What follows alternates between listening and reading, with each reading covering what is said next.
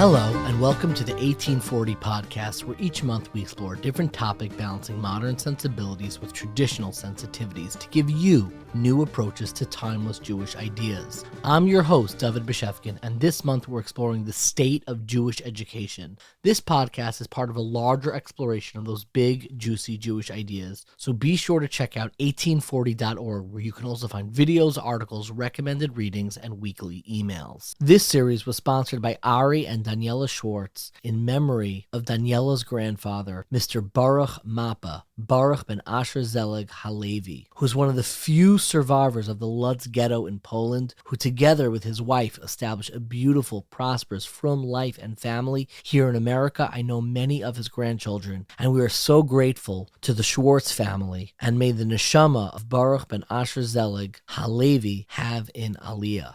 It's always exciting to start a new subject, and of course that also means that I'm probably going to be reflecting or apologizing in the way that we cover it. I could say from the outset that it's very hard to do something even remotely comprehensive on all of the issues related to Jewish education. It is a gargantuan topic that continues to shape the very fabric of our community, shape the very fabric of what it means to be Jewish in the world today, but it also differs depending on where you live, your geographic location, what community you belong to. There are massive differences between Israel and the United States and Canada, differences depending on what communal affiliation you have, denominational affiliation you have. There is no way that we can cover everything, but I thought it was such an essential topic, and in a lot of ways, I kind of wanted a breather. It felt like we've been doing some pretty emotional, both in emotionally heavy and theologically heavy subjects. There certainly is a lot of emotion surrounding the state of Jewish education. Maybe it's less theologically fraught, but I thought this would be an appropriate topic, both given the subjects that we've covered in the past and also considering its outshaped importance in kind of reshaping the Jewish world that we all live in today. When I think of Jewish education, in many ways, I think of the quote from Charles Dickens. I believe it's how he begins A Tale of Two Cities. He starts, "It was the best of times, it was the worst of times. It was the age of wisdom, it was the age of foolishness. It was the epoch of belief, it was the epoch of incredulity. It was the season of light, it was the season of darkness. It was the spring of hope, it was the winter of despair." Why do I think of Jewish education when I read these words? It's hard not to acknowledge that it is the best of times. And I don't just mean the best of times in recent memory. In many ways, I believe it was the best of times in all of Jewish history. Never in all of Jewish history have we had so many people receiving such a robust Jewish education. Never. Not in the glory days of the European yeshiva movement, not during the Enlightenment, not during the great storied yeshivas of the Baalei Tosfos. You could write in if you think I'm wrong, but I don't think there has ever been a time in all of Jewish history where yeshivas, seminaries, elementary school, high school education has been as robust for the common, average, everyday Jew. The person who really,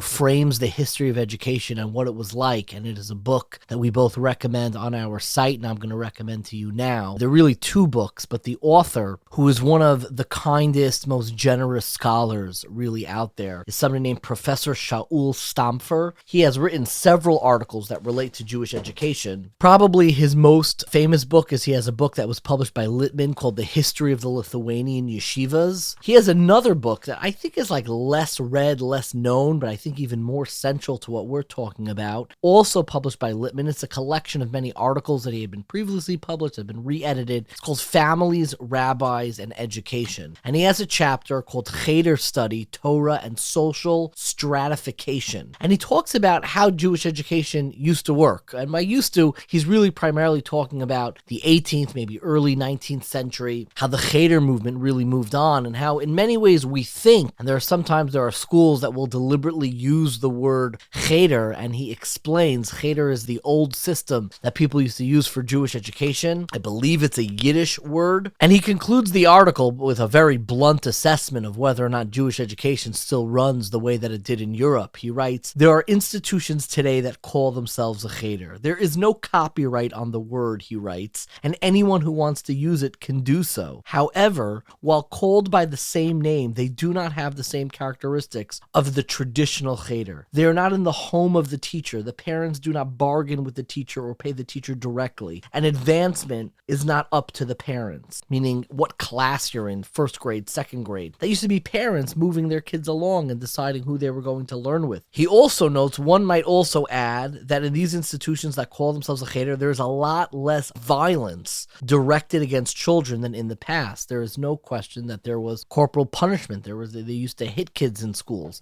That is something that is nearly unheard of, and even in communities where, a generation or two generations ago may remember that. I think nearly all communities across the board have addressed this, and it's definitely not what it was even 75 years ago. The cheder is gone, but its heritage is around us in more way than one. It's easy to romanticize what Jewish education was because we see what the products of the yeshiva system were in the 19th and earliest 20th century, so many storied figures who came out of yeshivas. But I think a lot of that romanticism is severely misplaced. Number one, as we will definitely talk about, the place for women in education was almost unheard of. I know this personally. I may have mentioned this before. My grandmother, Rebbetzin Dorothy Bakritzky, was a Rebbetzin out of town in Portland, Maine. She later was a Rebbetzin in Poughkeepsie, New York. She was married to my grandfather, Rav Moshe Bakritzky, who was the first one of his brothers who sent to yeshiva. He learned in Torah V'das. He was a close friend of Rav Yaakov Bender, who now runs Darche, of his father. Really from that first generation. He was born in 1915. His wife, my grandmother, Dorothy Bakritzky, was born in 1917. So this is like really early American experiment of what Jewish education and Jewish life is going to be. My grandfather had an excellent Jewish education. He went to Torah V'das as a kid. He grew up in Springfield. He went on to start Yeshivas Chafetz Chaim when Rav David Leibovitz broke off from Torah V'das and started this new yeshiva named after his great uncle called Chafetz Chaim. And he had an excellent yeshiva education. My grandmother, and I need to almost like apologize. I am saying this not, God forbid, to besmirch her memory. She was such an incredible person, but I knew it was something that weighed on her and that she was embarrassed about. My grandmother could never read Hebrew. She would bench in English. She never received a Jewish education that would allow her to even the basic familiarity with benching. I remember watching her bench in English and I was a little kid. And I said, how can it be that my grandmother, this is the one who was married to the rabbi, my other bubby, who was much less observant, actually could read Hebrew. My grandmother, the Rebbetzin,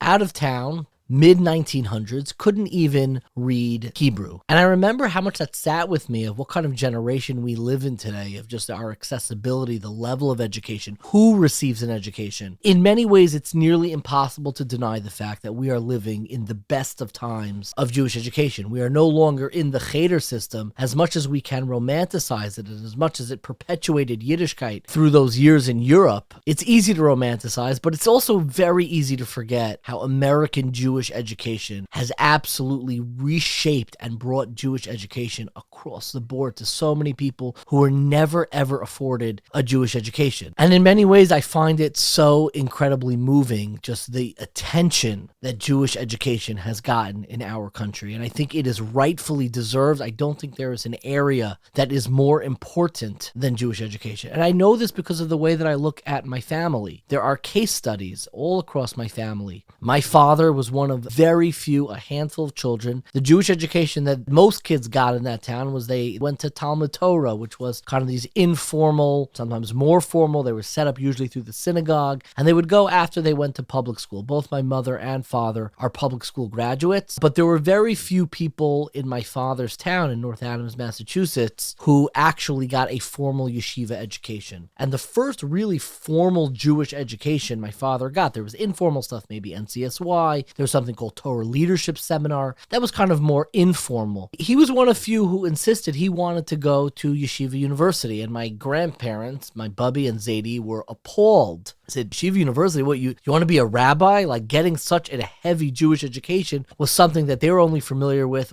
rabbis. But if you look at the history of all of North Adams, Massachusetts, I mean, everybody who came out of there, I believe there are only 3 families who are seriously engaged and have observed observant children, grandchildren. It is far and few between. There are many people who have a great sense of pride in their Jewish identity, but what was very hard to preserve was the people who left the town and set up families of their own. My father looked around, and most of his peers, including his own family, it was very hard to transmit without the structures of Jewish education in America. It was extraordinarily hard to transmit. So there are people, most people in my family, and we didn't come from a small family. My Zaidi, the original Beshefkin, my father's father, was one of 9. And really, of all of that, third generation, the great-grandchildren to come out of my Zaidi's family, the only ones who really were afforded a very serious Jewish education were our family. If there are cousins listening to this and I'm wrong, then my deepest apologies. And we love all of them and we're connected to all of them. But there is something that you can see with your own eye. Families who sent one child or one family sent to yeshiva and other children didn't go to yeshiva, didn't get the Jewish education or were educated within Jewish institutions. You really see an extraordinarily stark difference a generation later, 2 generations later. And this has become the hallmark of preserving our Jewish identity. So it's nearly impossible to deny that we are living in the best of times. Yet, it also can sometimes feel that we are living in the worst of times.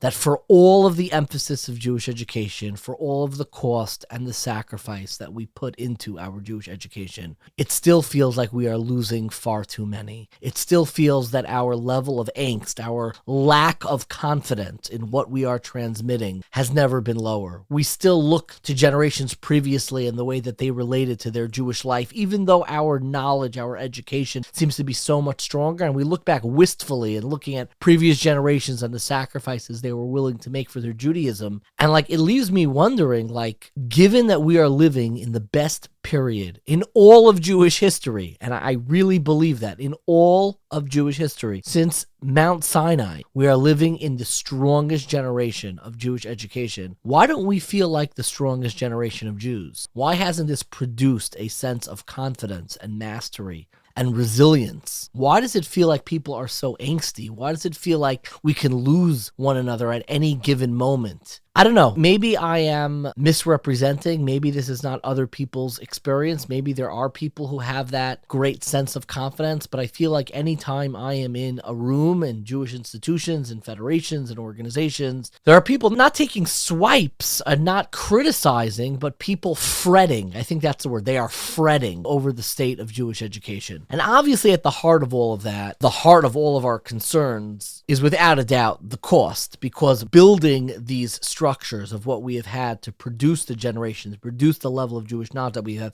has come at a great cost. And I mean that first and foremost in the literal sense. The financial toll that this has taken on our community, the barrier for entry, the financial barrier for entry for what it means to provide your kid a Jewish education, which in many communities, particularly in the tri-state area, is almost your entryway into friendships and socialization within the Jewish community, has never been higher. There is nothing that frightens me more about the future of Judaism in the United States of America than the question of how the cost of Jewish education is reshaping our community. It scares me because I think in many ways we can become, instead of a Jewish people, instead of a nationhood, instead of a people surrounded and imbued and committed to Torah and mitzvos, we can become a socioeconomic status. If we don't figure out a way to create multiple entry points to address this, then people are going to stop knocking. And this is the number one change that I have noticed in Jewish education. Certainly if you are immersed in the history of Jewish education, in the early 1900s, schools would go around and begging people to enroll into Jewish day schools. And now it almost seems like it's the exact opposite. That Jewish day schools and Jewish schools, yeshivas, whatever level, whatever word you use to describe Jewish educational institutions, it seems like parents are knocking down their door and begging, please accept my child, but I can't afford it. I don't have the right pedigree. I'm not able to contribute. I didn't come from the right elementary school. My religious level is not at par with where the school is, etc., etc., etc. And instead of schools begging parents, please send us your children. We don't care where you are, but this is going to be the key and the ticket to our Jewish future, which was the ultimate sacrifice that parents made, not knowing how it would work out, not knowing the quality of the education. The public school system was beloved by the Jewish community in the early 1900s. And they took took a leap and started slowly but surely. It started with trickles and then it began to pour. Our yeshivas began to fill up. Day schools began to fill up. And now we're at the point, and this is quite scary, where this model of who is even sending, it's not the people who are most ideologically committed. It's now part of our socialization, which is something very beautiful. There's a momentum behind it.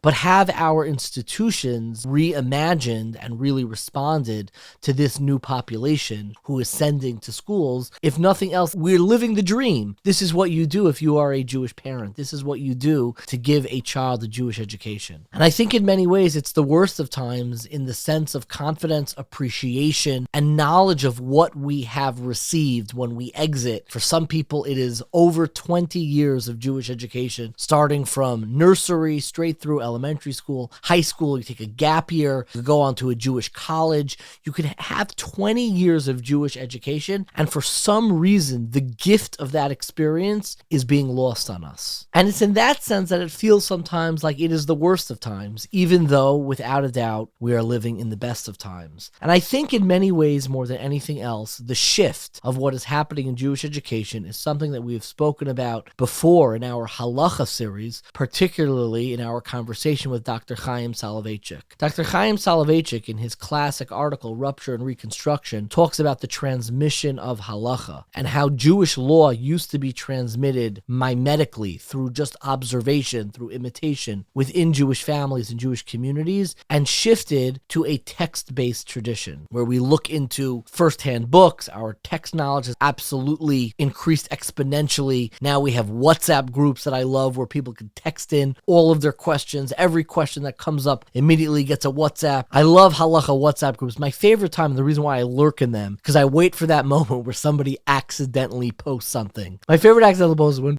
somebody posted in one of these major halacha WhatsApp groups, and some of them have hundreds of members. I think they accidentally got it confused with their carpool group, which was absolutely fantastic. There was another halacha WhatsApp classic that I absolutely loved, where one of my dearest friends, I'm not going to say exactly who it is, I'll use his first name, Tani, was asking a question about using a sprinkler system on Shabbos, which was a great halachic question, but the question of whether or not it was too noisy to go off on Shabbos actually sent in recordings of his sprinkler system into the WhatsApp group. So all several hundred of us were able to listen to the exact cadence and rhythm of his sprinkler system, which I really found amusing. I would have much rather preferred the video of him recording how noisy his sprinkler system is. Something tells me it was very wet and wild to watch that. But be it as it may, he's talking about the shift of how for centuries the way Jewish knowledge was transmitted was mimetically. And nowadays the way Jewish knowledge is transmitted is very much returning back to the original texts. And in many ways this is a wonderful shift. We have a more literate, more knowledgeable population than anything. But in another way, its repercussions for how Jewish law is transmitted has also shifted. And you can read that article and you can listen to that conversation. That's not why I'm bringing it up now. I think more than anything else, what underlies that shift is actually not a shift in the way that we relate to Jewish law, but a shift in where the locus of Jewish education is. Jewish education for most of Jewish history was extraordinarily mimetic. And I know people have called in and criticized and said it's pronounced mimetic. I'm going to stick with my childhood pronunciation of mimetic. But for most of Jewish history, the way that we transmitted knowledge was what our parents did, what we saw our grandparents do, what we saw take place at our Shabbos table. There was this very natural rhythm to Jewish life transmitted generation after generation. I think in many ways my bubby was a product of this, the one who could read Hebrew, but really was minimally observant, but she knew how to salt meat. She had like certain knowledge banks that she just observed growing up, that she knew things that I don't know. I don't know so many people who know how to salt kosher meat. And I'm not talking about the recipe, like proper malicha, like actual preparing meat to extract the blood. I mean, I don't know too many people who could do that. She grew up in a generation that absolutely knew how to do that. There was something very natural and very organic about Jewish education. And I think that we've shifted. And that shift in the article is described as a text-based shift, and now we kind of go back to the original text. I think is very different. We are very institutional in the way that we think about Jewish education. I think the center of power in the way that we shape our Jewish community are Jewish educational institutions. And that's not something to lament, but it is something to stop for a moment and realize at what cost. Everything comes at a cost. And aside from the financial cost and toll that is played in our community, it has also taken a toll in many ways in the confidence, the organic relationship that people have with Yiddishkeit, and more than anything else, preparing people for the rest of their lives where their Yiddishkeit is not going to be institutionally mediated. That for the first time in all of Jewish history, because of the strength of our institutions, which is something to celebrate, but we also have, for the first time in Jewish history, a generation that steps out from the shade, from the embrace of Jewish educational institutions for the first time in their 20s, sometimes maybe their late teens, where if you got a Jewish education for elementary school and high school, it's like the first time that you are building your own Yiddishkeit, fashioning your own Jewish identity, can be when you're in your 20s. That is a very unusual state of affairs. For when most of Jewish history, this was something that you organically imbibed, and you began to construct your own Jewish identity as already a child. It wasn't as so fixed and mediated by Jewish institutions. This is not a criticism. This is a descriptive state of affairs of just where we are, and realizing that this generation has its own challenges that we need to respond to. And that is why I thought it was absolutely so important to spend a moment, even if we can't cover all of it, even if we can't get into every detail, to really spend a moment and talk about the state of Jewish education, because it's that important. It is the very canvas on which the future of the Jewish people and the Jewish community is being written upon. And it has absolutely evolved, even in my own lifetime. The way that it has evolved is absolutely remarkable, and its effects, both positive and negative. And I think the positive far outweighs the negative, but we can't be afraid of surfacing both. And the place that I wanted to start was almost with my own Jewish education. And that is why I wanted to sit down with my rebbe. Now, my rebbe, Rabbi Yisroel Kaminetsky, who was the first interview in this series, I didn't just pick him because he's my rebbe. It definitely was kind of that instinctive choice that I wanted to begin with and really hear his thoughts on where we are and where Jewish education is vis-a-vis our community. And I mean this in the broadest sense possible. But it's also because he comes from a historic family of Jewish educators. His father, Rav David Kaminetsky, was a renowned Jewish educator, a principal, and his grandfather was one of the real pioneers of Jewish education in the United States, really the leader of Torah U'Masorah, one of those people who literally went around door to door begging families and communities to set up Jewish educational institutions. I know this really for two reasons. Dr. Joseph Kaminetsky, Rabbi Yisroel Kaminetsky's grandfather, died the year that I was in 9th grade, that I was in the class of Rav Kaminetsky, and he used to spend a little bit of every morning reading from the biography of Dr. Joseph Kaminetsky. It is called Memorable Encounters, and it's kind of his stories of really creating Torah U'Masorah, the National Association for Hebrew Day Schools, and the work that he did and the people that he worked with. And I grew up in 9th grade listening to stories of him. I think there's a fun fact, and I hope I don't get killed for saying this. I believe the cover is censored, which always gave me a little kick, because in this very book, which is kind of trying to connect you to what previous generations were, if you look at the picture of Dr. Joseph Kaminetsky on the cover, I believe in the original picture, he is wearing a bow tie and a tuxedo, and I guess that's not as in vogue in our community, so they photoshopped it out and put on a tie. And it's one of the great laments that I have, particularly in the Orthodox community, that we seem to have abandoned tuxedos. I have mentioned this before. I am staring right now in my office a picture of my grandfather, Rabbi Moshe Bekritsky, at the first rabbinic ordination celebration, the Chag HaSmicha celebration of Yeshiva's Chafetz Chaim. And if you look at the picture, there is Rav David Leibowitz, the great nephew of the Chafetz Chaim, seated next to Rav Pinchas Steinberg, who in those days had a mustache, later in life would wear many, many pairs of tzitzis, for those who know. But front and center are 7 musmachim, 7 rabbinic candidates in that first graduating class. I think I have the numbers right. It's either 7 or 5. I'm not sure if all of them. But what are they wearing at that first celebration? They are wearing, my friend, listen closely, tuxedos. We got to bring tuxedos back to our community. Anybody who is running a yeshiva, anybody who is running a rabbinic ordination program, I don't care what segment denomination you belong to, if you want to really continue our original tradition, you got to insist on tuxedos. There's no question about it. So the first way that I know about the work of Dr. Joseph Kaminetsky Kaminetsky is really from the book Memorable Encounters. But the second way is from my grandfather, the picture I'm looking at, who was wearing a tuxedo. Dr. Joseph Kaminetsky visited my grandfather in Portland, Maine, and worked directly with him in setting up Hebrew day schools in Portland for the children there, one that my mother went to. I don't remember 100% if it was a Talmud Torah or a Hebrew day school, but it was my grandfather's crowning achievement in Portland, being able to set up Jewish education for the children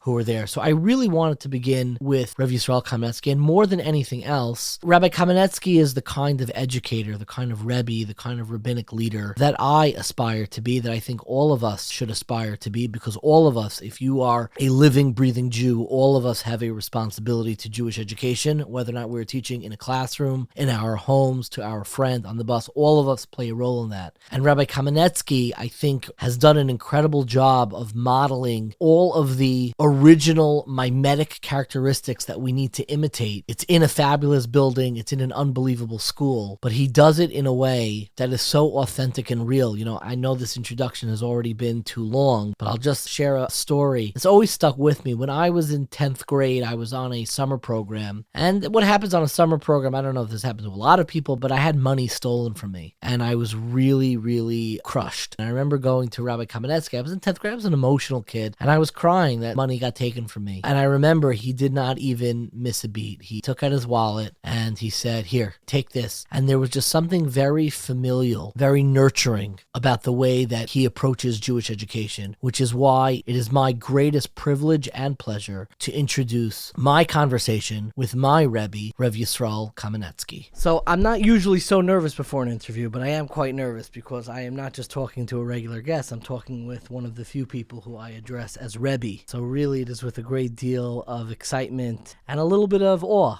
You know, I was remembering as I was coming here the way you felt way back in the day when your Rebbe would come in to do interviews in the yeshiva, and like there was like a little bit of yira. You could feel like an intensity. I felt that on the drive here. Maybe it was just nervous coming back to my high school, but Rebbe, it really is an honor, a privilege, and a pleasure to sit with you today. Maybe it's just because you're back in the principal's office. Yeah. But the truth is, the honor is really ours. Our yeshiva is incredibly proud of all the amazing work you're doing for the field of Jewish education, for Yiddishkeit in general. So many different venues, and it's a privilege to be able to say that you got some of your beginnings at our yeshiva, and we're incredibly proud. And I'm honored to be able to continue the conversation about Jewish education. So more than a little bit, and the place where I want to start is actually not with you, but I want to start with your grandfather and your father. Your grandfather, who was really a pivotal figure in American Jewish history, was Dr. Joseph Kaminetsky. Some affectionately called him Dr. Joe Kaminetsky. My grandfather, who was a rabbi in Portland, Maine, remembered your grandfather, who would come through town. And I don't know what he was knocking on doors. He was trying to get people to send their kids to yeshiva as part of the early Torah U'Mesorah day school movement. And then you had your father, who was a principal and a Jewish educator his entire life. And then you, who's been in chinuch, has been in Jewish education for the past 3 decades. So what I want to begin with is really the contrast between the world of your grandfather and the world you grew up in. We grew up in a time where we were knocking on doors to get people to send their kids to yeshiva.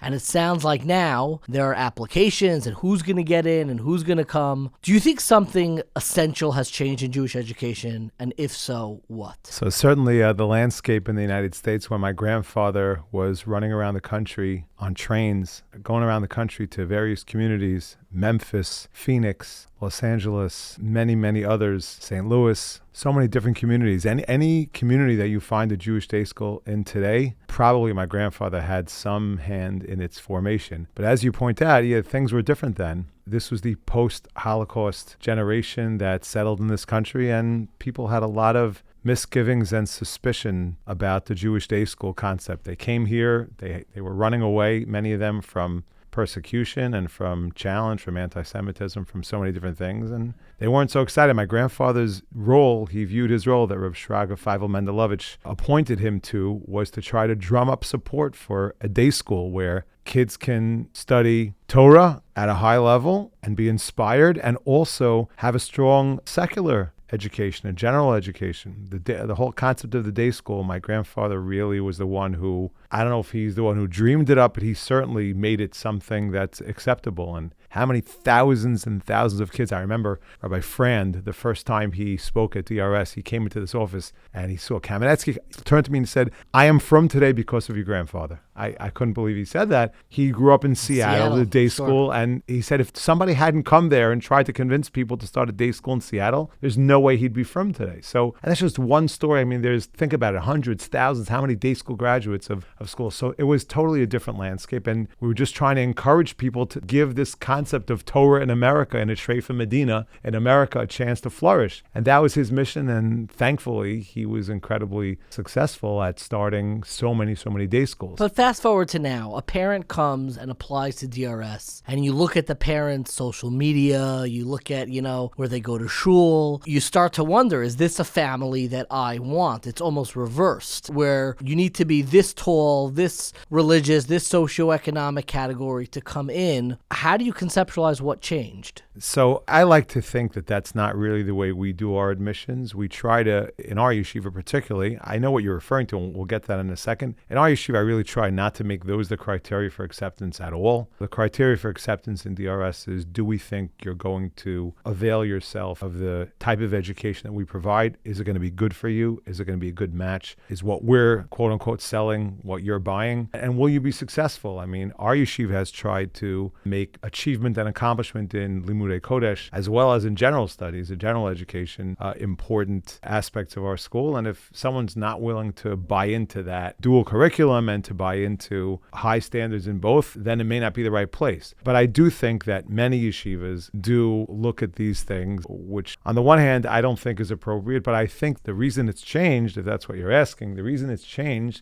is a little bit of an embarrassment of riches. We have so many from people now, so many yeshivas. So yeshivas are like specializing, and they're saying, well, we're going to just cater to this particular niche market. And if you're not part of our market, then we're afraid of the impact that you might have on our kids or stuff like that. I usually don't operate like that, nor do I think that that's a good way to go about things. I've said many times, you could give me the best kid in the world. If he doesn't want to be in my school, then there's nothing I can do for him. You can give me the toughest or the most challenging kid in the world. If he wants to be in our school, I could figure out a way to make it work. So to me, I really think that we should be looking to be more inclusive. Yeshivas should be inclusive places. I believe that our student body is rather diverse. We're not monolithic. I don't believe in monolithic education. I think we are quite diverse, and I think that's been actually the success of our yeshivas, that we cater to a lot of different types of kids. And I think yeshivas in general should be more about achdus, should be more about togetherness, should be more about tolerance, should be more about flexibility, and less to be so monolithic to only cater to a very specific. But I'm curious, Rebbe, if I could push back a drop, because, a lot of parents would say, I want to have a confidence that the homes of my kids and that the class that they're going to are of a certain standard. Have you ever turned away, and maybe you don't want to talk about specifically you, but let's say you have a kid who comes from a home that is not Shabbos observant, and the kid really wants to come here. It's a good kid, but he does not come from a Shomer Shabbos home, which this was your grandfather's life, was if you didn't accept kids from such homes, there wouldn't be a yeshiva day school movement. How do you approach that? Because you know that there are kids in that class who are going to gasp over, I want to have a confidence that my kid can go to anybody else's home. I can tell you, it's very, very rare. I can probably count it on one hand in my 31 years in Jewish education, 26 as the principal manal of this yeshiva. I can count on one hand the number of times where a parent would say to me, don't accept that other child because he's going to be a bad influence on my kid. I would tell you, if a family came to me and they weren't Sabbath observant, I would not have a problem accepting that child, so long as the parent understood what the atmosphere that's expected.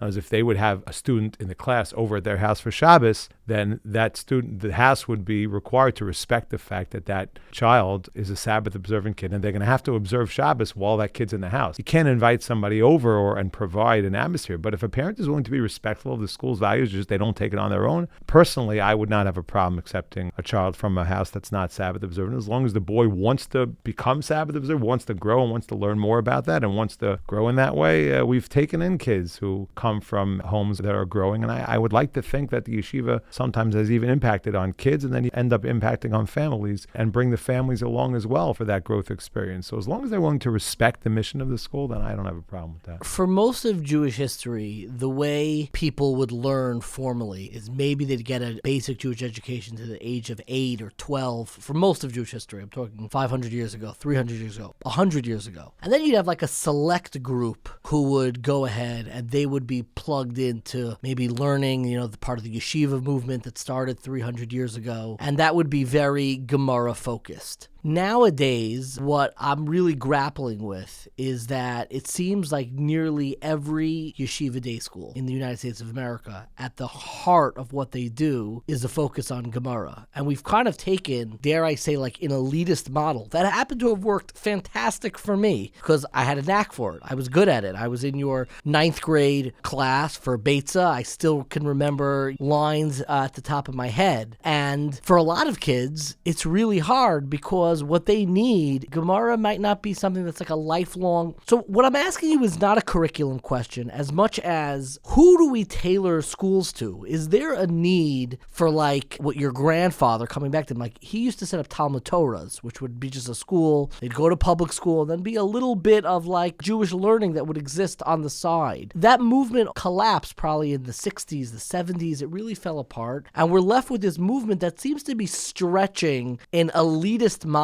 in the holiest way that I want to emphasize worked wonders for me. I love Gemara. I still learn Gemara. But for a lot of people, it's like, why am I being fit into this box of in-depth Gemara learning where if I was raised in any other generation in Jewish history, it would be almost absurd for me to be spending my day going through what's known as like a sugya in the Gemara? It's a great question, and it's being asked in the educational circles for the last couple of years, but change is slow, and people don't like to change so much. Look, you know about me that I happen to be very, very passionate about teaching Gemara and learning Gemara. It's beyond the scope of this conversation to have discussion about why. I can give you a brief answer about why DRS, let's say, spends more time on Gemara than it does on Chumash, Navi, and Halacha. We spend approximately an hour and a half, really, a day on Gemara, but only like 40 minutes a day on Chumash, Navi, Halacha, things like that. It has to do with, the Gemara teaches us in Gittin that somehow Gemara is the Ikar Krisa Bris, Torah Shabbal Peh is the Ikar Krisa Bris, Rashi's commentary in Brachos. Let me just translate. It is the primary place in which we have our daily covenant, that our experiential lives are integrated through specifically the oral law. Yeah, I'll do my best to make sure to translate going forward. Thank you. I spend a lot of time with my boys explaining why we spend so much time learning Gemara. I do spend a lot of time with that. I often like to say Chumash is the word of God and Gemara is the thought process of God. And you sort of get inside the Ribono Shalom's head. You get inside God's head and think about what's the thought process? Why is this law in this way? And why is this law this way? And so it gives you more of a dynamic, kind of a deeper understanding of the ideas behind Torah. And I think that that's why it's a special way to get close to God. But in our yeshiva, and I agree with you on a number of the points that you made, in our yeshiva we say, listen, we're putting more emphasis on Gemara. Part of it is what Rav Lichtenstein Zatzal once said, like in most day schools, we'll teach the kids just enough Gemara to hate it.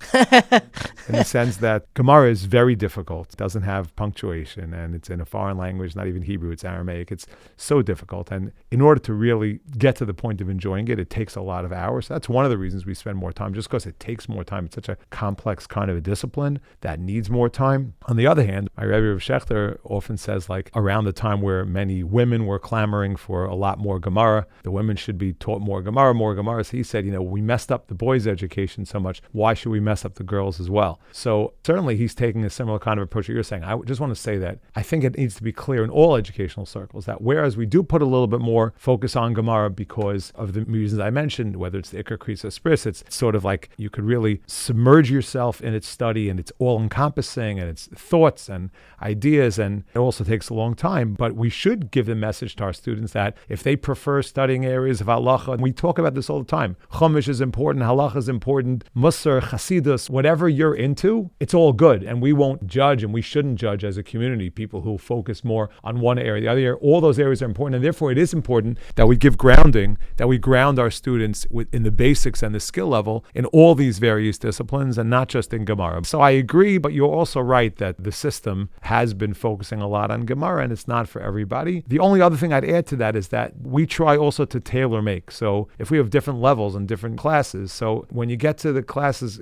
for kids who really struggle with Gemara, we're going to put more of an emphasis in those classes on Chumash, on halacha, on other areas. And even within the hour and a half or hour and 40 minute Gemara class, it's not going to be Gemara the whole time. It'll be 40 minutes of Gemara and then more Chumash, more halacha, more Musar, more Hasidus, other stuff thrown in. One of the shifts that I believe you ushered in, you personally, is the shift away from what I would call classic pedagogy, like almost like what was called like Kriya, like learning how to read, proper Hebrew, this and that, and moving towards a more experiential universe that was socializing kids into becoming a certain type of student. And you can see this in your own eyes if you look back and see who were the heads of schools, of yeshivas from, the 1940s to, I would say, the late 1980s into the 1990s. It was always someone who was a veteran teacher, this old teacher who knew how to instill, knew how to get kids to read, finger on the place, etc., because they were catering to a parent body that was their number one priority. I believe a lot of things shifted in 1997 with the founding of this yeshiva, that you were the first of a class that I call a young and dynamic rebbe. That was like the young and dynamic. I came from South Shore, so my 8th grade rebbe, who he should live and be well, now he might even be 90, but he was in his 70s, I think, at the time. 2 things I noticed. I noticed, number one, that my potential rebbe at the open house was you, and I was like, this person could be my division head. It was so otherworldly back then. Like, we take it for granted now that, like, oh, you have young rabbeim who wear cool pants, etc., etc. That did not exist back then. The other thing I noticed at the open house, 2 things I noticed. Number 2, you showed a clip of a movie at an open house, which I was like, this place is different. There's something going on here. And number 3 is that you served Dunkin' Donuts and not Donut Delight. You had non-Chalav Yisrael donuts, and I was a South Shore boy where they were always careful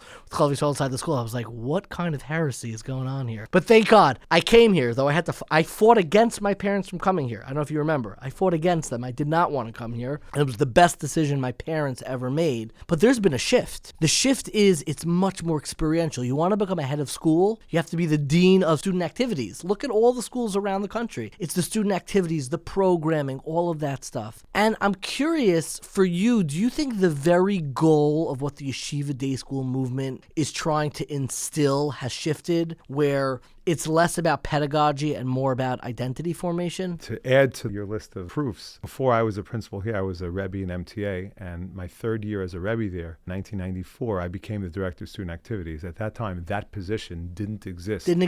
I would say 95% of schools, 98% of schools did not have a director of student activities. It was just becoming in vogue to do such a thing. And that MTA should have one, was like, many of the rebbes I said, like, what is this? What do we need this for? So yes, I do agree with that assessment, in the sense that when I think about the goals of DRS, the goals of our yeshiva, and the goals of many yeshivas, the goal is that the kids should enjoy their Judaism. They should enjoy their Yiddishkeit. The sign on top of the DRS Aron Kodesh, to me, says it all. The sign says, Pekudei Hashem Yesharim Misamchei Lev. The commandments, the statutes, the mitzvahs of God are straight and they bring joy to a person. Judaism should bring joy to a person, the whole Judaism. And a subset of that is that Torah study should be joyous to a person, and that the student should develop the skills to become a lifelong learner so that he can enjoy it, because what is really hard to do and you don't know how to do can never really become enjoyable. And the reasons are obvious, I think, that if a kid graduates DRS and he loves his Judaism, the chances that he's going to stick with it and that his children will stick with it are that much greater, because something that people enjoy and feel talks to them, it's relevant to them, and it's exciting to them, and they could be passionate about it, and they could feel connected to Hashem in a positive way, then they'll go. That's what we say every morning. We say in the prayers, in the Birchas HaTorah, we say, Harevna, God, please make learning sweet, V'ni anachnu b'tzetzayinu, because if it's sweet for the dad, so therefore the children are going to follow in that way too. So yes, it's not just about giving kids skills to be able to read, to be able to learn. It's about not only that they should enjoy learning, but that they should enjoy their Judaism as a whole. And we view a primary goal of ours, and we do a lot of things, particularly in the extracurricular realms you mentioned, to try to get kids to enjoy Shabbos, to enjoy Tefillah, to enjoy Yiddishkeit in general, every aspect. If you're serving Hashem, it should be something that you should feel privileged to do. You should feel special. You should feel like you're a Ben Melech, a son of the king. You should feel great about your Judaism. That's so important to us. To me, that's the most important goal of the school. It's interesting, in a related fashion, I'm close with an elderly Jew, an elderly mirror from the Mir Yeshiva back in the day in Israel. He's in the late 90s. He was around when Rabbi Yisroel was running the Mir, and he's told me a story once. Rabbi Yisroel had asked the Alter, when they were setting up the Mir Yeshiva originally, what should be the purpose of Yeshiva? And the Alter quoted the pasuk in Yeshayahu,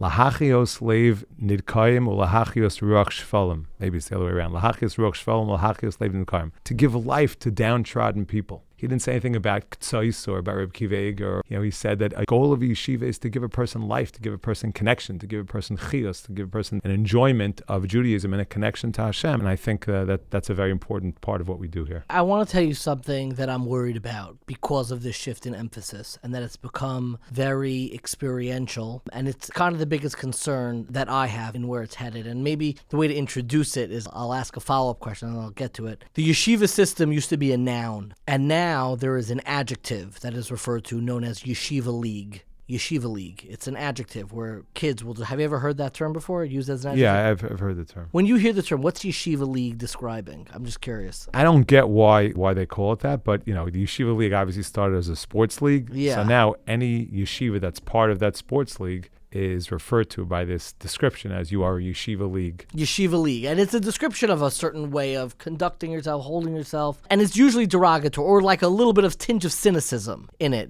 To me, it was like, I remember when people started to get conscious or make fun of the notion of flipping out in Israel, like a very holy process of self-transformation, but they started to make fun of it. And in a similar way, yeshiva league is like kind of a little bit of a tinge of cynicism. It's not vicious. I don't think it's malicious, of just what this enterprise that we've built in America is. And I think part of my concern is that if it's so experiential, kids who are maybe tuned into a different type of experience, who are, I'm going to say it straight, nerdier, they struggle socially, is the yeshiva league system actually the worst medicine in the world for them? Because if it's just pedagogy, then this is for everybody. It's like for everybody. But once you enter into the experiential world, and I'm nervous about this as a parent myself, where the socialization of the schools can be the stand-in for friendship, for what's cool, what's not cool. And if you're not able to pick up on a lot of those socio-cultural cues, you could feel like, I'm outside. I'm not a part of this. And that can metastasize into thinking, I'm not a part of Yiddishkeit. And you could feel outside. That's my concern. Do you think that's a fair concern? And are there ways that you remedy this? I think it is a fair concern.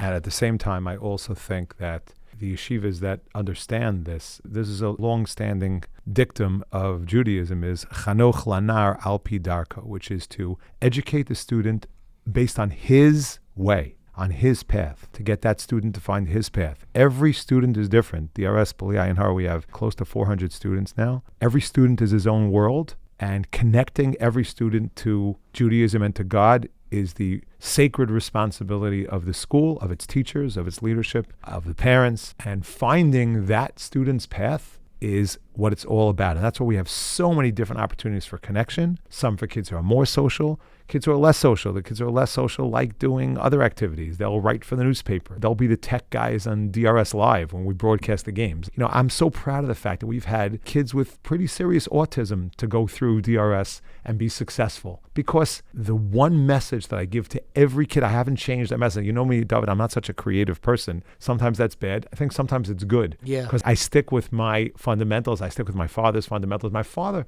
was 73 years old, and he was relevant in the lives of 10 and 11-year-olds. Because he cared.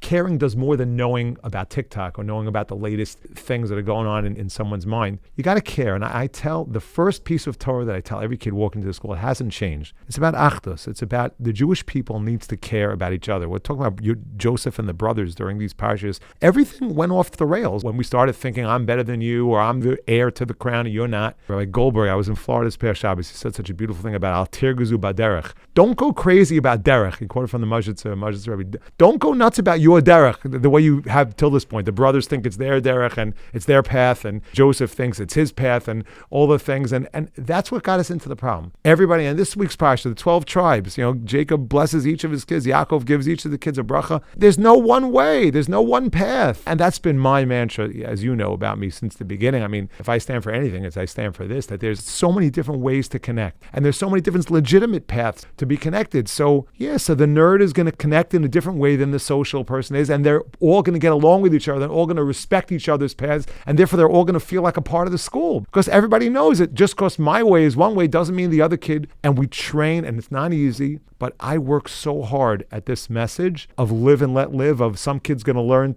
2 hours, 3 hours, nights later, and some kid can't get through the hour and a half that he has in the morning, and they're both okay. One of the biggest compliments I ever got was from a kid who graduated our school. I meet with every senior on the way out. I meet with them in June. I I go over like, now tell me the truth. Now that your grades don't depend on me, tell me the truth. What went well? What didn't go well? And I have extensive notes. Do you really? For every single senior who graduated, I spend 10 minutes with each kid just going through who was the teacher you got the most out of and why, which programs worked for you, which one did. I try to get a lot of feedback. And the one kid that said to me, what he loved most about the yeshiva is that when I was a bum in 9th and 10th grade, and when I was doing amazing, 11th, 12th grade, you treated me the same way.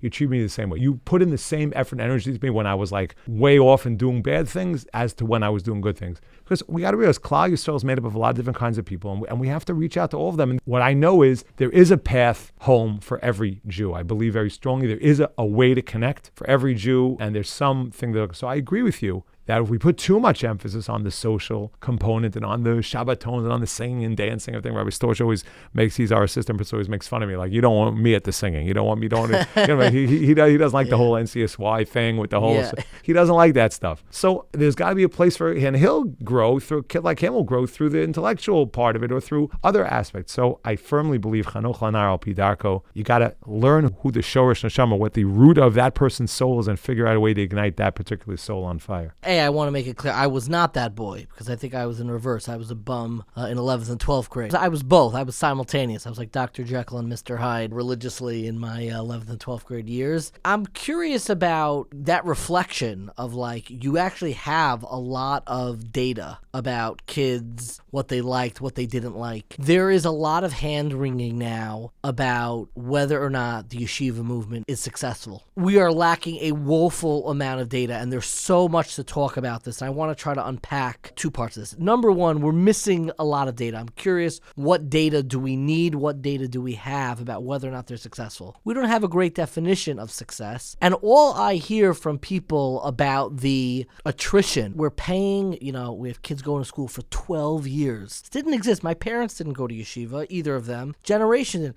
And now we have kids going from 12 years, and we're still disappointed. We're still not happy. And they go to Israel for the year. And they're going to Jewish camping. And still they're 29, 30 years old, and they're like, what do we do here? What did we produce here? Maybe they're less likely, way less likely to intermarry. Way less likely. But is the payoff in their long term, are we in fact doing right by them? Are we in fact being successful with them? So I guess I want to take it one by one, and maybe we can start with, do you have a vision of what a successful product of the DRS, and I'm not talking at their 10-minute meeting with you, 5 years out. What does that look like? As I alluded to before, my main goal is that the kids should be excited and positive about their Judaism. That's my main goal. They should view their Judaism as something that adds value to them, it's relevant to them, something that they care about, and they're going to want to continue on to their children. My teacher, Rabbi Schechter, recently there was a YouTube, I'm sure you saw it, the video clip about, they asked him, what does he think was the most successful thing he accomplished in his life? Here's a man with thousands and thousands of students. He gets the hardest questions of any rabbi in the world. He gets the most difficult question. He said, my greatest accomplishment is that I was a link in the chain. I didn't stop the chain. Like my kids followed. He said, my kids are all, they're all observant. He said, some more and some less. That's what he said. He said, yeah, my kids are, but I was a link in the chain. And that's what he views as his greatest accomplishment. So if I'm going to be successful, it'll be, as I said before, that pasuk on the Aron Kodesh, that the commandments of God give joy to a person. I believe I'll be successful if the kids who graduate from our school enjoy their Judaism, had a positive religious experience in the four doors, and are looking to try to continue it. There's no guarantees, and no one knows what's going to happen in a year or 5 years or 10 years or 20 years down the line. But I do think that's the goal, and I think that to the degree that we set that as the goal, we're somewhat successful. I don't know exactly how successful. You're right. Do you have no ballpark idea of what percent 5 years out, let's say with boys, are putting on tefillin daily? It's such a complicated, we don't really have that, no. But it's a complicated question because it depends on where they went for college. It depends on what the family structure was. It depends on where they went for Israel. It's so hard to pin down who's to blame for this. I'm going to get to that in a second. So it's so hard to pin that down. I like to try to focus more on what we can do. And I think what we can and should be doing is providing an example of Judaism that's exciting, that's enjoyable, that's positive, and also that gives the kids the tools and the knowledge and the skills to know. We say, V'ahavta Hashem Elokecha, we say in the Shema prayer every day, you have to love God. Well, how do you do that?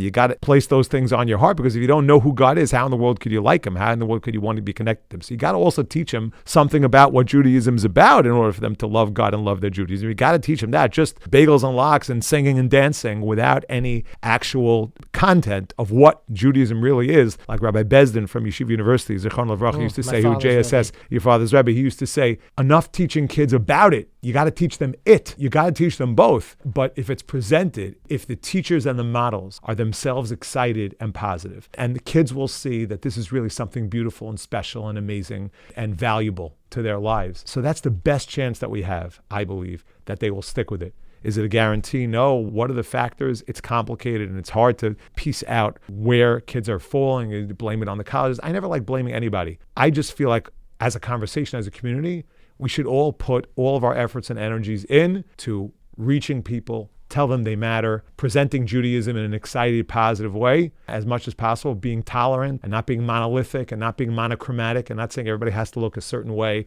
And as the more broad within limits, again, we're talking about what Judaism is within limits, but I think we could be very broad-minded. I think that if we have a positive, exciting, enjoyable, upbeat, broad-minded Judaism, we will be doing the best that we possibly can to keep as many people in the fold. I want to try a little bit. I know you don't like blaming people, but I hear from so many people. I hear from parents who are often frustrated that they've invested, close to $1 million in one kid's education, and they look at the results and they said, what happened here? I speak to particularly the rabbeim and teachers in yeshivas and seminaries and say the kids that we're getting, they're zeros. They know nothing. It's an epidemic. They don't know anything. Now, I'm skeptical. I'm kind of with you a little bit on this. I think, number one, our standards for what a healthy, normal, integrated Jewish person is have gotten catastrophic. Like, they wouldn't know what a good Jew looked like in the 1920s they just would have no idea. People like my grandfather, who are from the first generations who went to yeshiva in America, they wouldn't even know that. But there is frustration that, like, I talk to my students in YU and they say, we got nothing in high school. Everything was in Israel for the year. Everything. And I'm an Israel year skeptic. I haven't done a deep dive on that.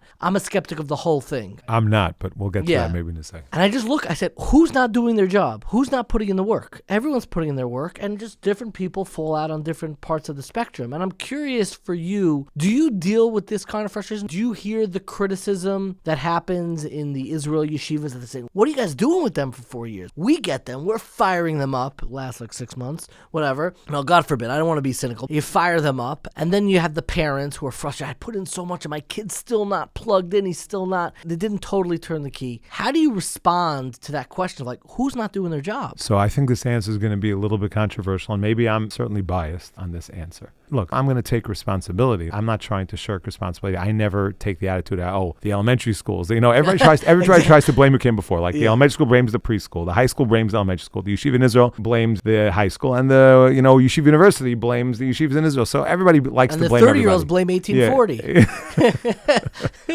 So I really don't like to play the blame game, but the home plays a very important role as well in how a person grows up and develops. And, I don't know if we're going to talk about this a little bit more, but I think that the home is a very powerful indicator. As I said before, if learning is sweet to the parents, then learning is generally sweet to the kids. Now, again, some parents, I think, pressure their kids too much about these things. And as the generations have gone on, as technology has exploded, and as the kids have a lot more information at their fingertips, so the parenting way of yesteryear does not work today anymore. And I have a lot of thoughts on that. What is the parenting way of yesteryear and what's not working? There were certain expectations placed on kids. You grew up in this house, you're expected to behave in a certain way. And people were more sheltered, and people didn't have as much access to information and what was going on in the rest of the world. So a certain type of, putting up a silo and a wall and protecting the house and trying to use that sort of strong-arm, tough method of inculcating, perhaps for some generations it worked, although we know plenty of people who did not respond well, especially in America, to that way. But, I always say,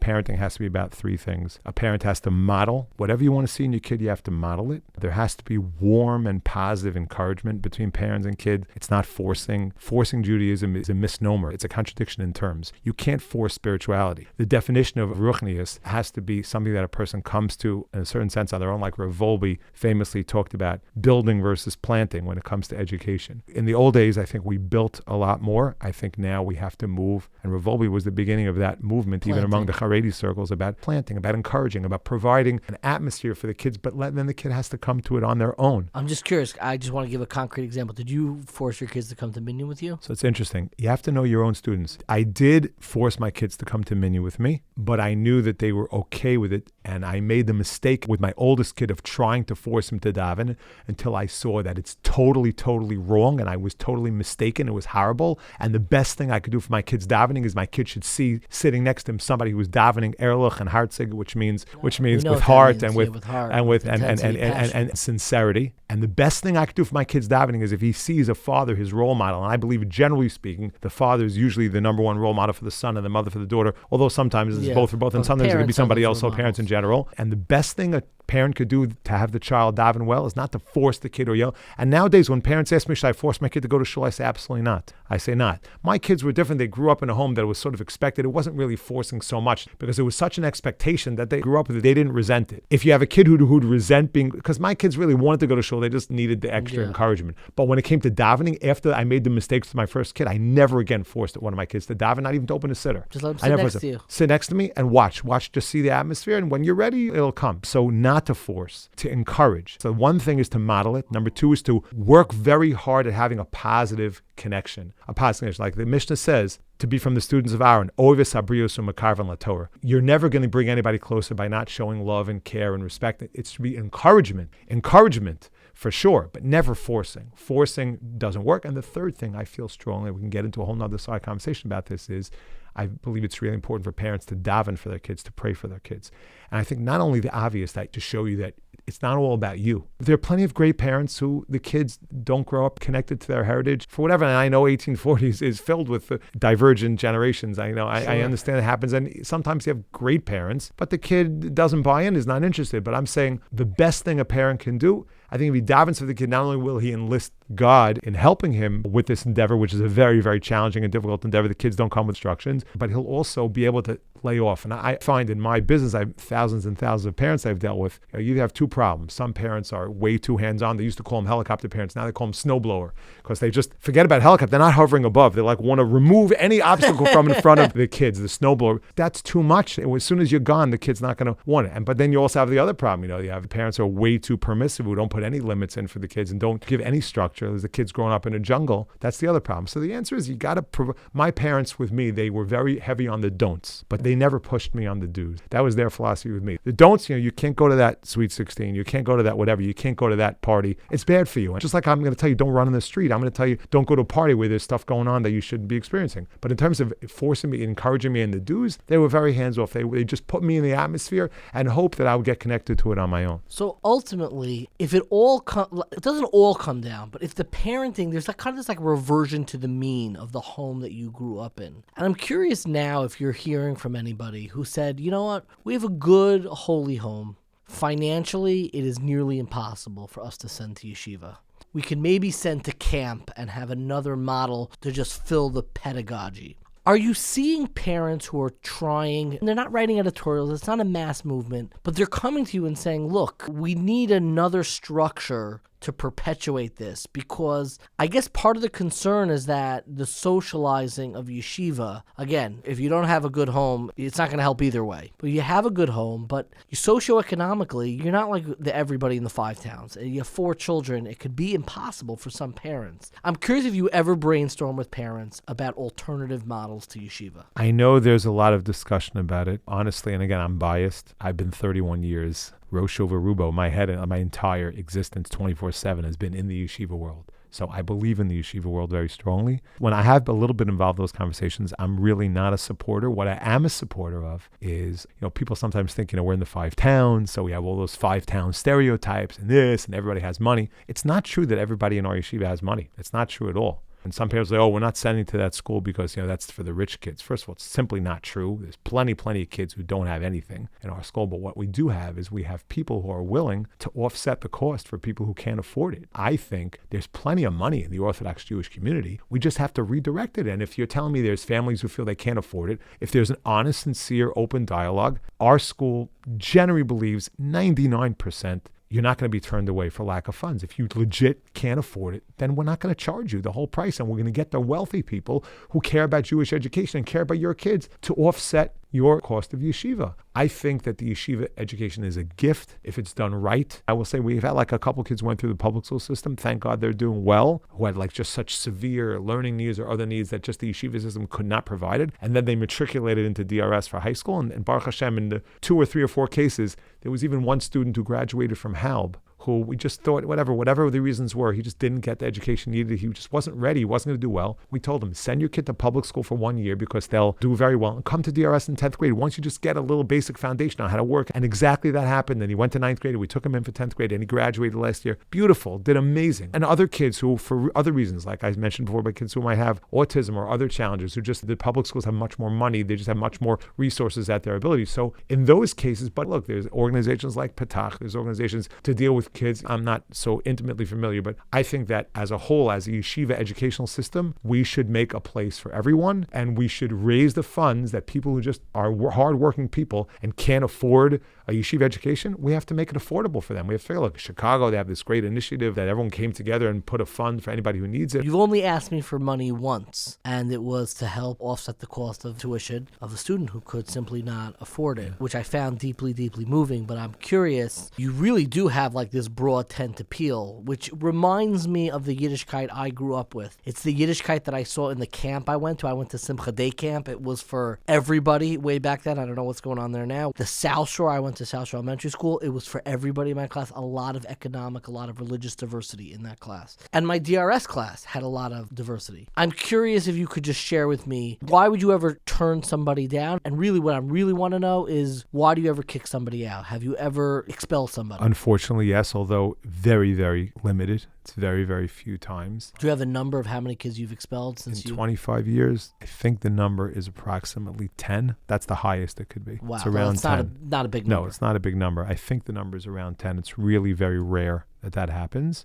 And it happens because we feel we're no longer doing the child a service. He's here, but he's not getting what he needs. There's another place out there. And by the way, there's 0 kids who I asked to leave that I don't sit and schwitz, which means to sweat, and to work hard to make sure that he has another placement of a place that he could go to. I won't just throw a person out on the street, and I'm going to work hard to find another place that's going to service the kid better. The kid might not be as academically minded, and we're a pretty academic place over here. So if the kid is like failing everything and having low self-esteem and not feeling a sense of accomplishment, not learning anything, so we're not accomplishing it. And to have a kid here who's drowning, it's not good for him and it's not good for everybody else. Sometimes if there's a kid who, because of his behavior, it's very rare, but a kid's behavior just like he's a very, very negative impact on other kids. If he's really very negative and can't control himself and he doesn't let learning happen in the classroom and doesn't, so then I'm going to have to say, I'm sorry, but you got to get much better help than we have. We have an extended guidance department. I like to say I take the Ehud Barak philosophy of asking a kid to leave. I have to be able to go to sleep at night knowing I offered 95% to the West Bank and they still said no. So Lamaisa, I go to great lengths. I mean, there's a tradition from my father. I could tell you great stories about my father, how the entire faculty voted that a kid should leave. And my father said, well, I heard from you and I decided he's staying. Whatever, my vote outweighs you. And the kid, of course, did well. And he signed a contract. He came back and he met with one of the rabbis and said, you look at me, I'm doing so great. And like the rabbi didn't want to tell him, well, I voted against you. It takes a lot for me to ask a kid to leave. Now we have a different issue, which is numbers. And it kills me. You have to turn kids away because you don't have enough space. But no, it's not just that we don't have enough space. Our school is predicated on, you need to give kids personal attention. There's only one Yisroel Kaminetsky. There's only one Eli Storch. There's only one, Aryeh Cohen. You can't always replicate, what you have. And we don't want the school to get so big that a kid should be walking through the hallways here and nobody knows who he is and nobody's dealing with his issues. So our board has capped the year at 100 and we got 170 kids applying, including 150 who we think could do great here. So we turn kids away simply because we don't have space. So that kills me to tell a 14-year-old, I'm sorry, we don't have room for you, when I believe this kid will do great in our school. But there's another factor at play, and that is we don't feel we're going to be doing a good job with the kids.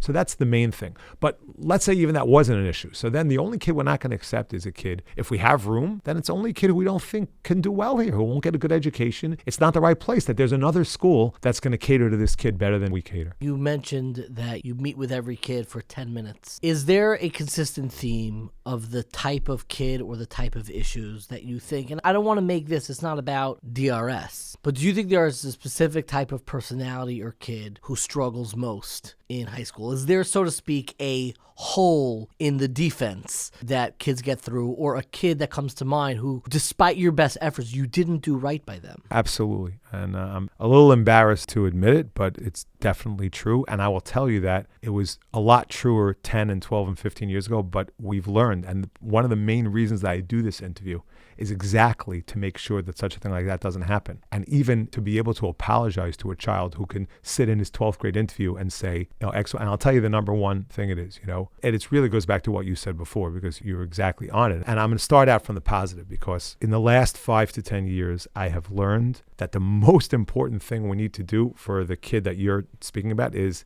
every single student here needs to feel loved, cared for, he mattered. That's why I came forward to the Alter of Slobodka quote about Lahachius Lev Nitkayim, Lahachius Ruach Shalom. He understood this hundreds of years ago. It took me a little longer to understand it. And it's because of the social things that you mentioned before.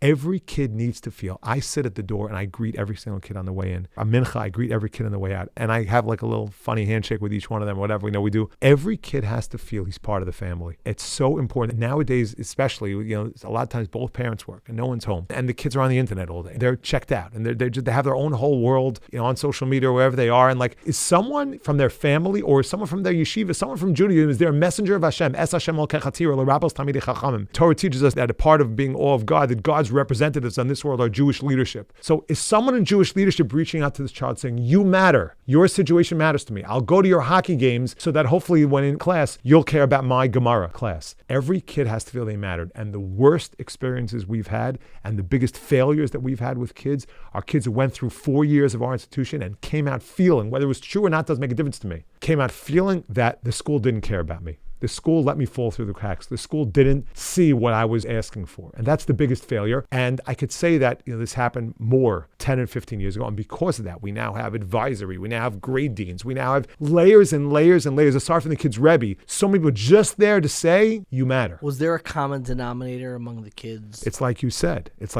the more geeky kid. It's the kid who, I think a lot of it was in their own minds, but it doesn't make a difference to me. We cared about the kid, but he felt that everyone's singing and dancing and swaying and this stuff didn't talk to him. So where's the thing that's in it for me? And his perception was that the school only cared about the kids who were the ball players or the kids who were in the front of the room and singing and dancing and leading, or the outgoing kids. It's totally not true. We care just as much about those kids and we try to provide opportunities, but it's irrelevant to me. If a kid feels that way, then it's true. I always share this beautiful insight. One time Rabbi Krohn was speaking in DRS. He says that it's so true in marriage, it's true in everything. He said that Torah says, just a couple of weeks ago we read, that Jacob, Yaakov, loved Rachel more than Leah.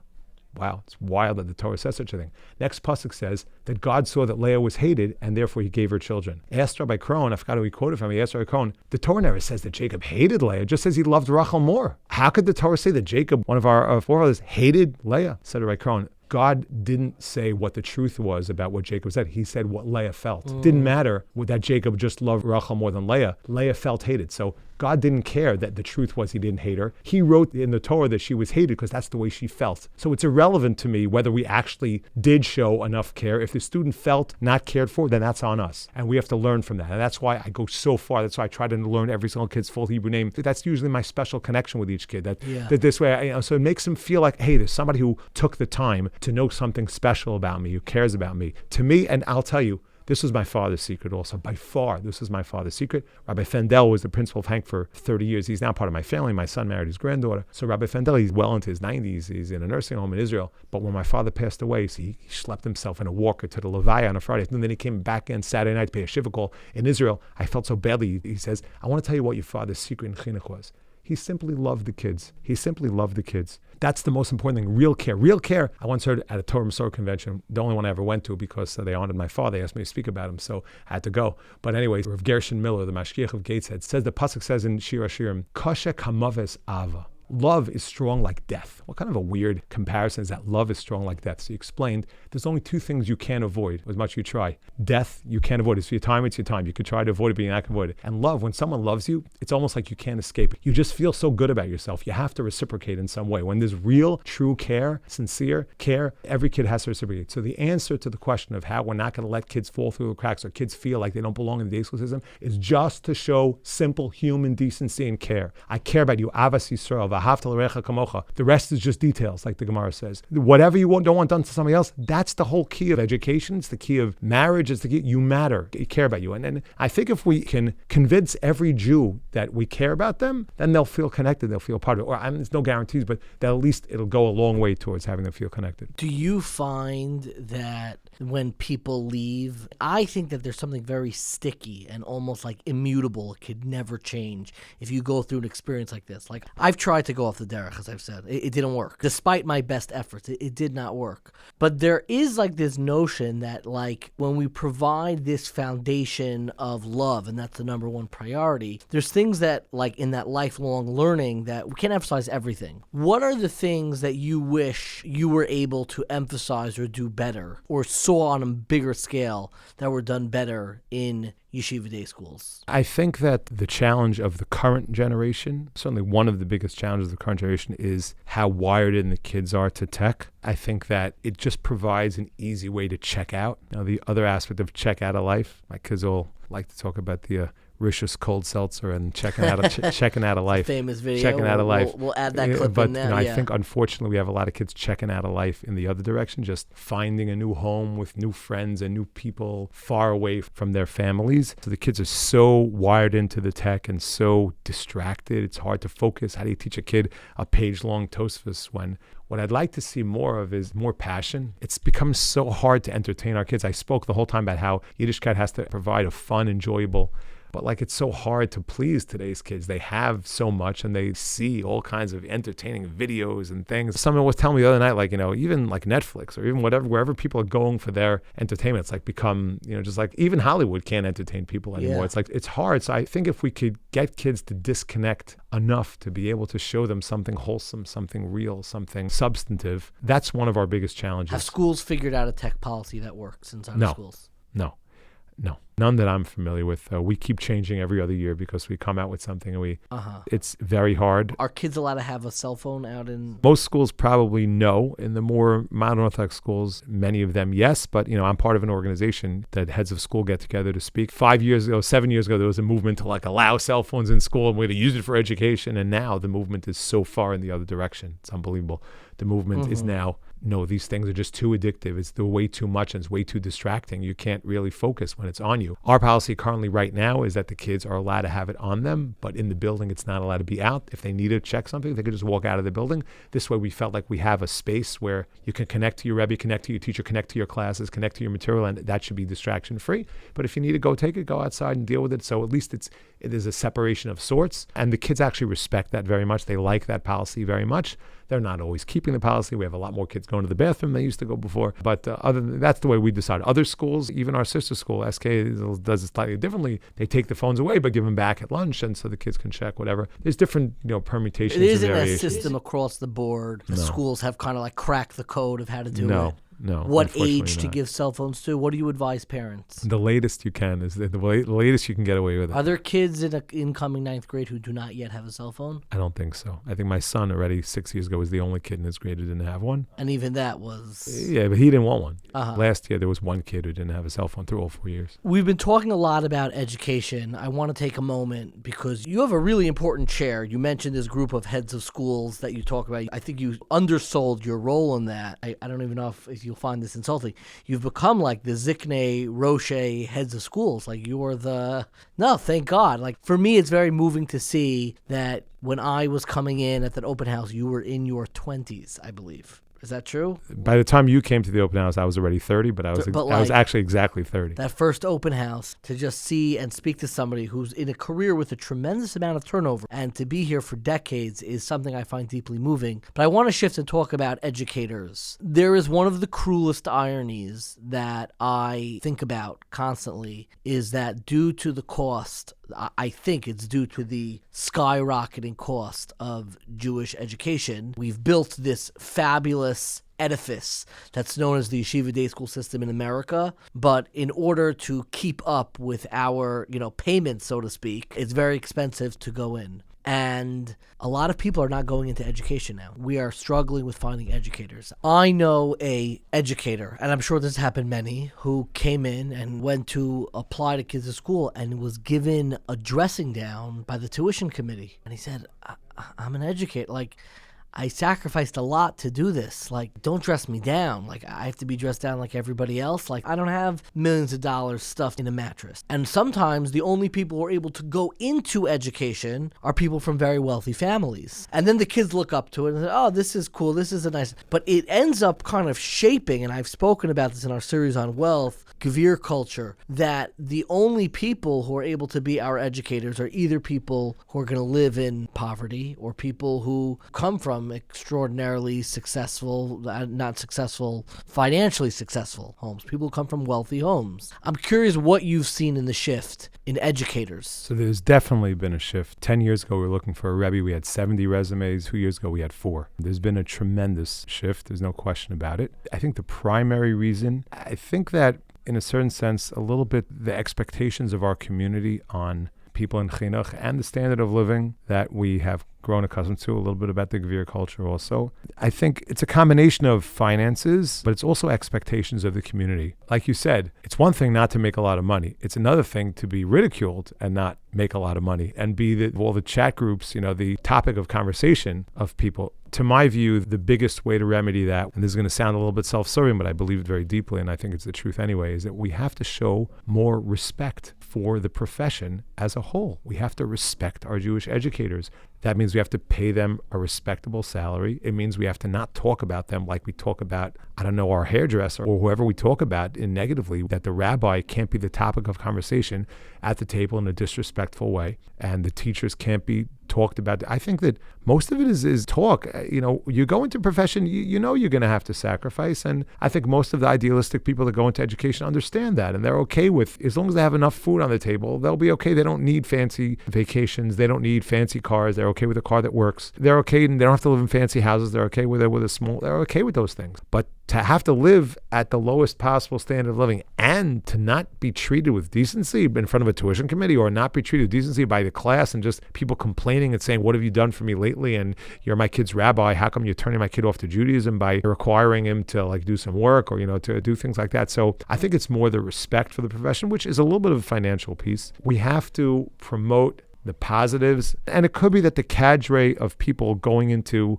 the workforce now, because of the expenses have skyrocketed for people to live, even the basic expenses, the yeshivas haven't really caught up with the basic expenses of what insurance or what homes cost and what all these things cost. The yeshivas haven't really 100% caught up with it yet. Look, I remember, let's say 20 years ago, you really made very little money. And then I think 10 years ago, it started being okay. And now it's come back to the cycle that to live has outpaced that. So we have to try to catch up and try to raise the money. And Hashem should continue to bless the Jewish people with enough money that we could support this endeavor. But it's not just about money. It's also about respect. There was a great video once about now playing for DRS Rebbe in the 9th grade slot. The way people mix it in the draft. There was a Key and Peele sketch. It was very funny. Talking about educators. I'm saying, right, exactly. Do we really, are we really excited about our kids' teachers, about our kids' Rebbe? Do we really applaud the fact that he was willing to give up a career in real estate and live life, in a certain bracket and take his talents to be mechanech to teach the next generation? Do we give them that respect? So in some sections we do, but in many we don't. In many sectors we don't. We feel like that's their problem. So we do have to pay them better, but that's really only a piece of showing more respect for the profession by not complaining and not demanding about things and trying to see the good in what they're doing. They have to feel supported. They have to feel that it's worthwhile for their time to invest in this. They feel a lot of pressure. There's a lot of demands, and they feel like if we're not successful, then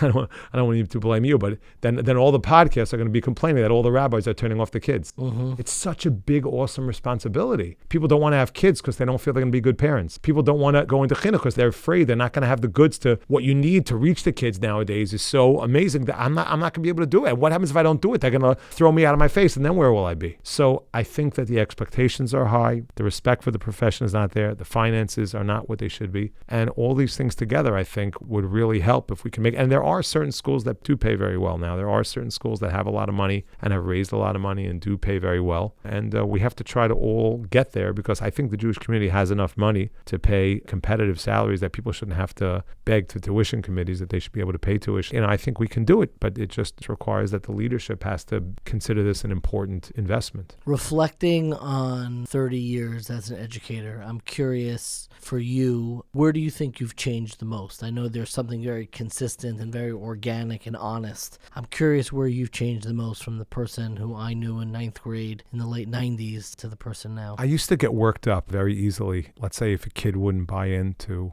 what I'm trying to sell, if I couldn't reach a kid, I would get really worked up. I would get really down. I'm putting all my life into this kid and he's just doesn't want it. I would really get down, really get upset. And part of that was a good thing because I cared a lot. But part of that was overreaction. It's not all about you. You may have put in all you could, but there's other factors at play here. And you have to look at the big picture. You have to look at the long game. And don't ever cut a kid loose. That's one. You never do that. You never give up on a kid. You never cut a kid loose. You never get so personally.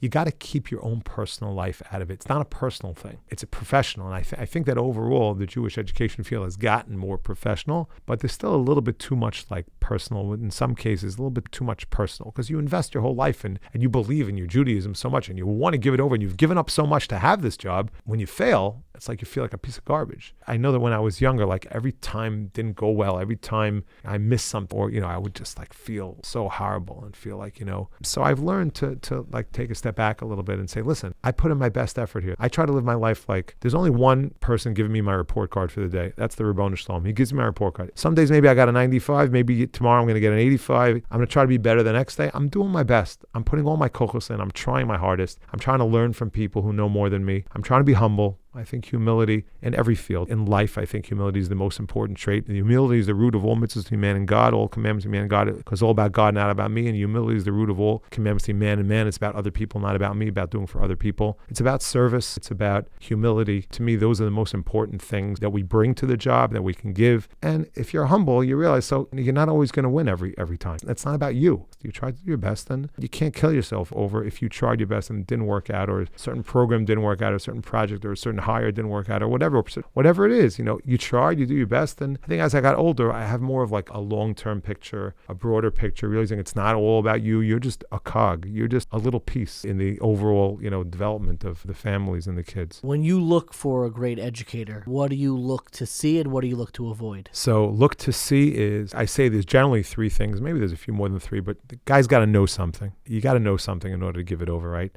And then there's the way that he gives it over. He's got to give it over in a way, or she has got to give it over in a way that people want to listen. There's certain people that when they talk, people want to listen to them, and other people when they talk, nobody wants to listen to them. It's interesting. We had Rav Asher Weiss here from Israel to speak to the rebbes a couple of months ago. He said in his lifetime, he only had 2 good teachers. That was the first thing he said. He also said, one time someone came to speak to the boys about Avas HaTorah. Love of Torah, love of Judaism. And the guy gave a whole speech. And by the end, we all looked at each other and said, the guy never smiled once. He never smiled one time. He's trying to talk to us about how much we should love our learning. The guy never smiled. So it's got to be somebody who knows something, knows how to give it over in a clear and interesting kind of a way, and really deeply cares about kids. That's what I was talking about, the other fact of my father, about the love of kids. That Rabbi Fendel said, your father had the secret. He loved all the kids. So that's how my father at 73 was relevant to 10-year-olds and 11-year-olds. 4 months when my father passed away, they honored him at the dinner. They played a video of 100 kids, current students, graduates, talking about the impact that a 73-year-old man made in a 10-year-old, 11-year-old's life. It's against all the educational philosophy. He's out of touch. He wasn't the same generation. He doesn't know about the apps that they're playing with, but he was relevant to them because he really, really, really cared in a real way. It wasn't an act. When you were in my father's orbit, you were his friend, and he went out of his way for you,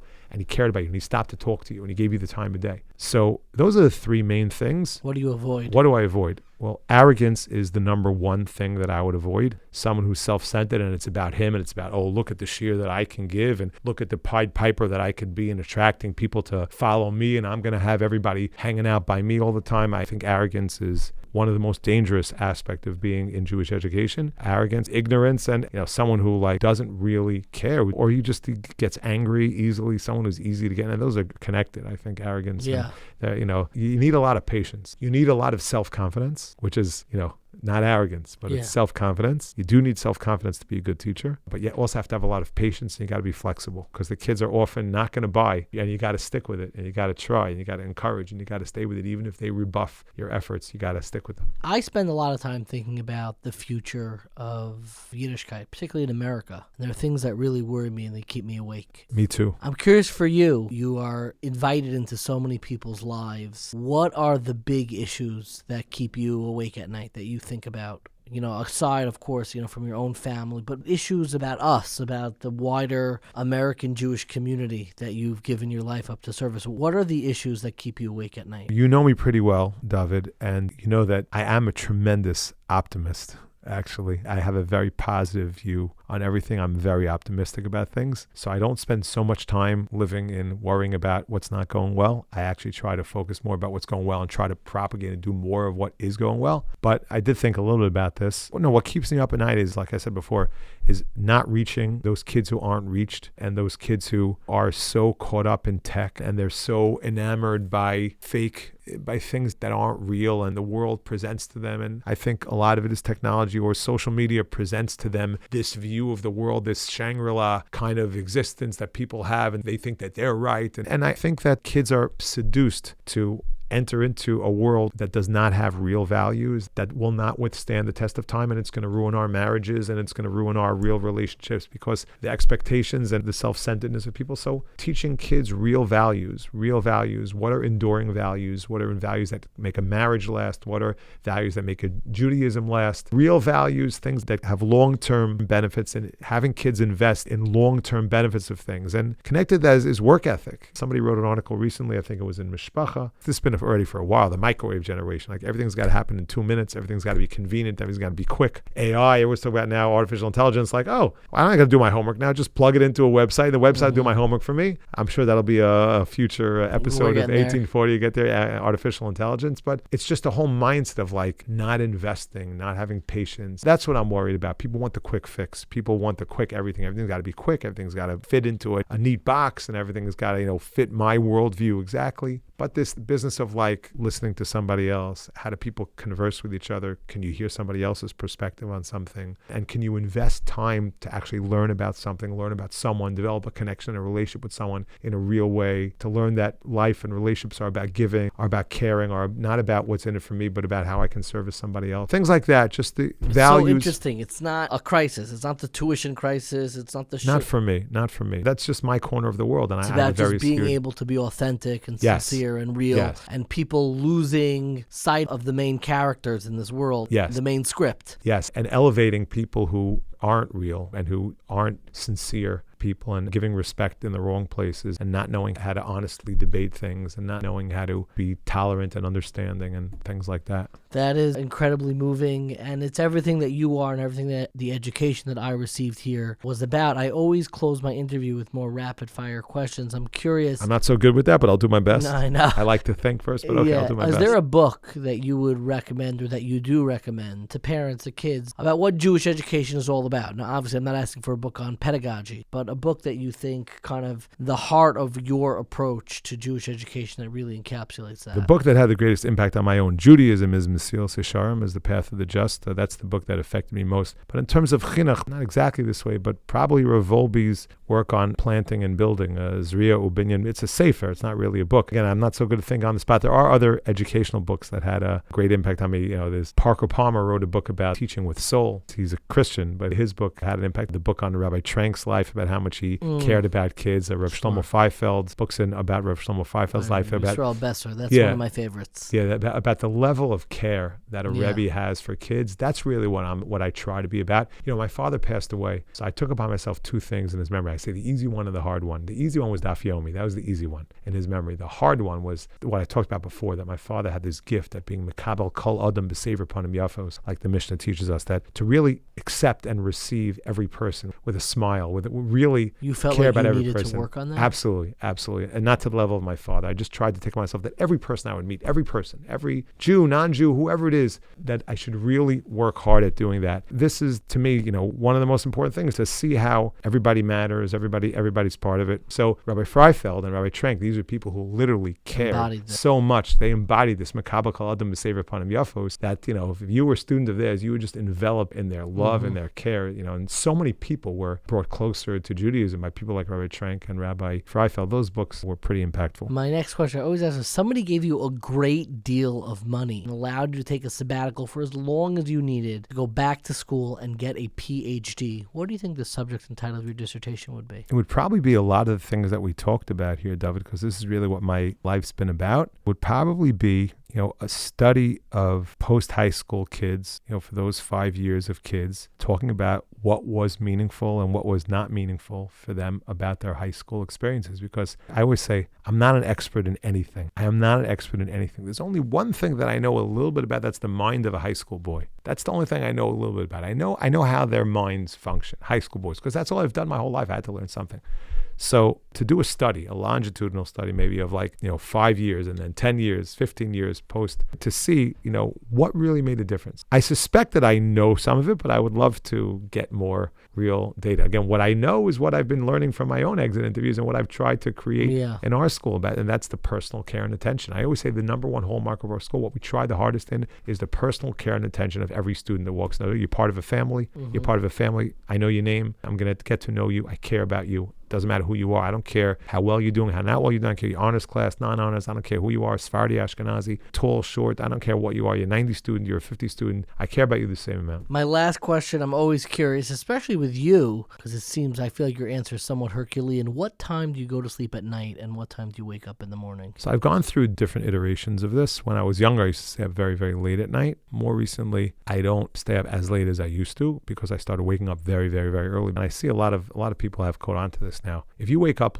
really early, you could accomplish so much before the world is up, and I find myself having much more energy in the morning. So for a long time, I would say for not the last 3-4 years, but before that, for the 12 years before that, I was waking up at 5 o'clock. I was waking up at 5 o'clock, and I would get a lot of learning done. I had a chavrusa at 5:15, and then I would, whatever it was I was doing, and then doing work in the morning. And I would try to be asleep I would aim to be asleep by 11, and usually be asleep by 11:30. Or maybe a little later than that. So I don't need a lot. I was blessed to not need a lot of sleep. And then Friday night, I sort of make up for like a camel. I'm like a camel. I store it up on Friday night. But for the week, I happen to be able to exist on not so much sleep. I don't really need more than 5 hours of sleep a night to exist. So I don't really sleep so much more than 5 hours. But I try to get 6. And I often get 5.5, 5:45, 6 hours. But now I'm on a little bit of a different schedule. But I wake up at 5:45 every morning. And I do exercise 6 to 6:30. And then I prepare for my daf yomi. I give a daf yomi every morning at 7:05. Then I come to yeshiva at 7:55 for davening, and I go to sleep. I start thinking about going to sleep around 11, and I really try to be asleep by 11:45 so I can get 6 hours. But it doesn't always happen. That may have been the most thoughtful answer to that final question that I've gotten now, and I really do appreciate it. Rebbe, it has been such an absolute privilege and pleasure to speak with you today. I just want to also end by saying what I started with, and that is that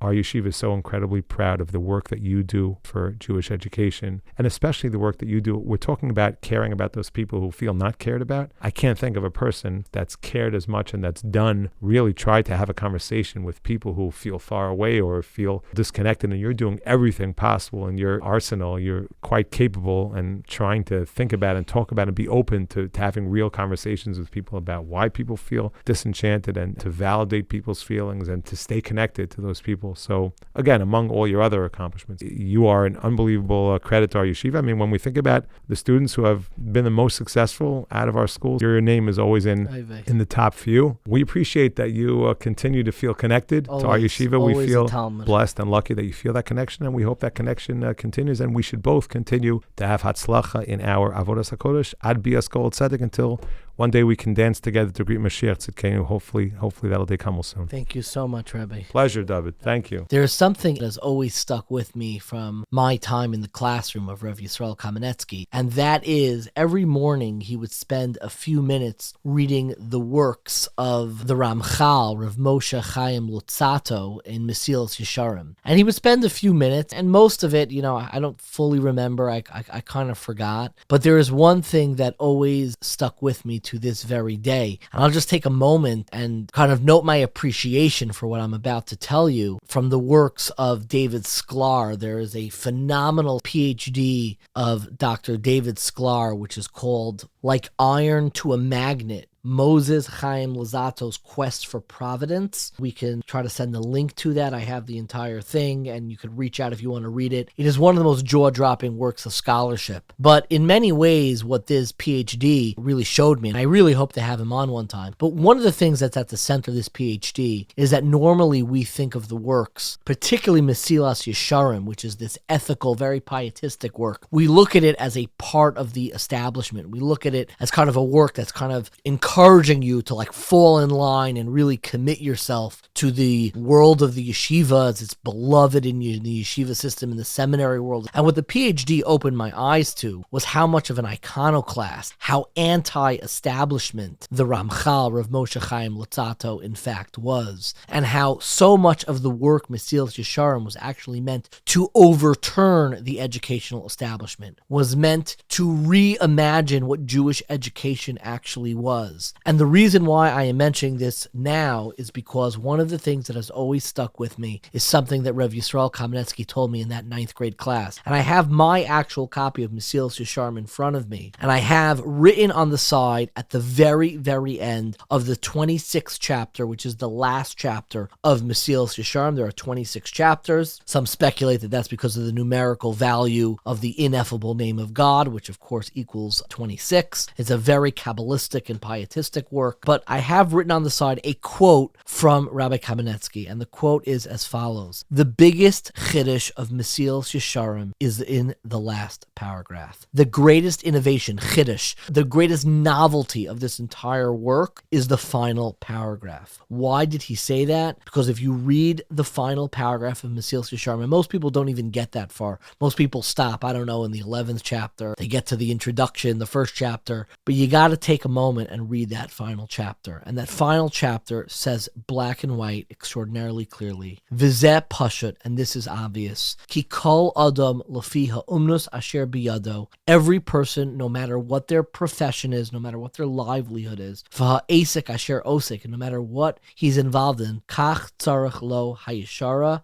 v'ha'hadracha, they also have a pathway and an entry point to everything that he's discussed. Ki derech, listen closely, and I'm going to read it in Hebrew as always. Ki derech hachasidus haroi lemi shetorasa umnaso eno derech hachasidus haroi lemi shetzarech lahaskir atzmo lemeleches chavero. Everybody has their own path to become a chassid, to become pious, to become righteous. And the path for one person who maybe spends all day immersed in Torah and scholarship, and somebody else who has to work a job, is going to be different. V'lo zeh v'zeh derech hachasidus haroi lemisha osek b'schoroso, somebody who is going and being entrepreneurial. V'chein kol shar hapratim asher be'iskei ha'adam ba'olam. It's true no matter what line of work you're in, no matter what your personality is, no matter what your socioeconomic status is, kol echad ve'echad, every single individual, lefi ma shehu, each according to their own way, each according to their own path, ru'uyim lo darkei hachasidus, has a way to become pious, to become decent, to tap in to the reservoir of what Jewish history, Jewish ideas, Jewish education, Torah education, Yiddishkeit has to offer. And the Ramchal is very clear. That's not because Hasidus is different. It is because the very narrative and trajectory of our lives and the way that Jewish life and Jewish ideas interacts with our individual trajectories, that changes from person to person. The pathway, the vehicle through which we reach that destination, that self-actualization that we're all working towards, changes from person to person. And I guess in many ways, when I come back and read this, and I remember that Rev Kamenetsky, he skipped all the way to the end and said, you just have to read the final paragraph. And I believe this final paragraph, especially read in light of the scholarship and life and legacy of the Ramchal himself, is really reminding people that we can't get stuck and fixed in one way forward. There's one way to actualize and self-actualize Yiddishkeit in our life. And I think in many ways, the way I still remember this, and maybe I'm romanticizing, maybe I am superimposing my own thoughts on what Rav Kamenetsky was saying, but I think in many ways he was reminding us, we were young 9th graders, of not to get stuck even in his own classroom as this is the only way, but everybody has a path, no matter what level you're on, no matter what your personality, no matter what line of work you're in, no matter what your own educational background is. Vizet pashut. And that's the conclusion. This is obvious. And too often, the structure of our Jewish education, and when you don't fit into that system, can send a message where you feel like you skipped the last paragraph of this Mesilas Yesharim. You feel like Jewish education was sending you, Jewish institutions was sending you a message that there's no path forward for you. There's no way forward for you. And what each of us have to have in mind, no matter what opportunities we had in our past, no matter what school or how we operated in our schools, we have to realize that the lifelong pursuit of education, the lifelong involvement in Yiddishkeit is not determined by our success or failure in Jewish educational institutions. That we have the ability to fashion a Jewish future for ourselves, for our community, for our children, for all those around us that continues far beyond whatever messages we did or did not receive in our Jewish educational institutions, and take a radical ownership of formulating, transmitting, and inspiring ourselves and all those around us. So thank you so much for listening. And once again, thank you so much to Ari and Daniela Schwartz for sponsoring this series in honor of Daniela's grandfather, Mr. Baruch Mappa, Baruch ben Asher Zelig Halevi. Thank you so much. This episode was edited by our dearest friend who got the recording for this far too late and was way too patient with me. That's our great friend, Dina Emerson. It wouldn't be a Jewish podcast without a little bit of Jewish guilt. So if you enjoyed this episode or any episode, please subscribe, rate, review, tell your friends about it. You can also donate at 1840.org/donate. It really helps us reach new listeners and continue putting out great content. You can also leave us a voicemail with feedback or questions that we may play in a future episode. That number is 917-720-5629. If you'd like to learn more about this topic or some of the other great ones we've covered in the past, be sure to check out 1840.org. That's the number 18, followed by the word 40, FORTY.org, where you can also find videos, articles, recommended readings, and weekly emails. Thank you so much for listening, and stay curious, my friends.